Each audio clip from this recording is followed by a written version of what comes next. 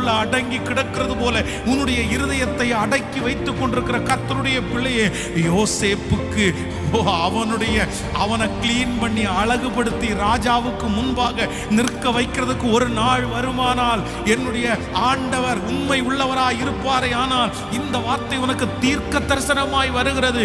உன்னையும் அப்படி மறுபடியும் ஆண்டவர் ஒரு நாள் நிறுத்துவேன் என்று கர்த்தர் வாக்கு கொடுக்கிறார்.